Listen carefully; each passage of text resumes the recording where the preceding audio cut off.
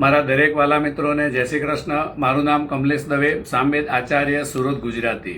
મિત્રો, આવતીકાલથી પવિત્ર શ્રાવણ માસ શરૂ થાય છે। તો આપણે આ મહિનો આખો જે શ્રાવણ માસ છે એમાં શંકર ભગવાનની બધી વસ્તુઓ, પૂજાપાઠ, આ તે એનું શું મહત્ત્વ છે એ આપણે બધું સમજીશું। તો આપણે સૌથી પહેલાં સમજીશું કે ભગવાન શંકરને શું ચડાવવું જોઈએ। તો આપણા શાસ્ત્ર અને પુરાણો ગમે ત્યાં તમે જશો તો ત્યાં એક જ વસ્તુ લખેલી હશે કે જલધારા શિવપ્રિય। ભગવાને જલધારા જ પ્રિય છે। એના સિવાય જે પણ આપણે કંઈક બીજી વસ્તુ આપણે અર્પણ કરીએ છીએ, જેમ કે દૂધ અર્પણ કરીએ છીએ, મધ અર્પણ કરીએ છીએ, પંચામૃત અર્પણ કરીએ છીએ, ભાંગ, ભસ્મ જે બધું પણ ચડાવીએ છીએ, એ આપણી કામનાઓ માટે હોય છે કે આપણી આ કામના છે। એટલે કામના એટલે કે આપણું કાર્ય, ભગવાન અમારું આ કાર્ય તમે પાર પાડજો, જે અમે આ વસ્તુ ચડાવીએ છીએ તેનાથી। તો એ કાર્ય આપણું પૂર્ણ ભગવાન કરી દે છે। પણ ભગવાનને પણ આપણે પ્રસન્ન કરવા હોય તો એના માટે ખાલી જલ જ ભગવાનને ચડાવવાનું હોય છે। તો ભગવાનને જલ અર્પણ કરવાથી ભગવાન શંકરને મનની શાંતિ લાગે છે અને ભગવાનને એકદમ સુંદર લાગે છે। આપણે જેમ બહારથી આવીએ છીએ અને થાક આપણને લાગ્યો હોય છે તો આપણે શું કરીએ છીએ, પહેલાં નાહી લઈએ છીએ, એ પણ ઠંડા પાણીથી। તો ભગવાન શંકરને પણ ઠંડુ પાણી ચડાવવું જોઈએ।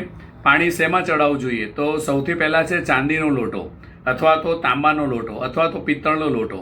એ લોટો લેવાનો, 2 હાથથી એમ લોટો પકડવાનો અને ધીરે ધીરે ધારા, એકદમ પતલી ધારા એ ભગવાન શંકરની ઉપર કરવાની અને જ્યાં સુધી જળ અર્પણ થતું રહે ત્યાં સુધી સતત કન્ટિન્યુ ઓમ નમઃ શિવાય, ઓમ નમઃ શિવાય, ઓમ નમઃ શિવાય એવી રીતે બોલતા બોલતા જળ અર્પણ કરવાનું છે। એ જળ અર્પણ કરવાથી આપણા શરીરમાંથી દરેક રોગ દૂર થઈ જાય છે, આપણાને મનની શાંતિ લાગે છે અને આપણા ઘરની અંદર સુખ અને શાંતિની પ્રાપ્તિ થાય છે।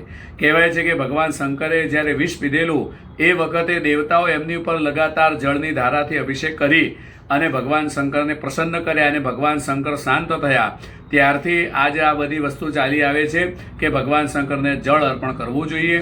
જળની સાથે સાથે તમે જો બરફ હોય તો બરફ પણ ભગવાનને ચડાવી શકો છો। બરફ ચડાવવાથી પણ ભગવાન શંકર પ્રસન્ન થાય છે, કારણ કે ભગવાનના ગળામાં ઝેર રહેલું છે અને ઠંડી વસ્તુથી ભગવાન બહુ પ્રિય છે। તો આપણાને દરેક પ્રકારના આશીર્વાદ મળી રહે તો આપણે દરરોજ આખો શ્રાવણ મહિનો ભગવાન શંકરને જળ અર્પણ કરવાનું।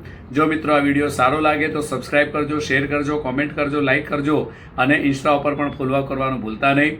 જય શ્રી કૃષ્ણ।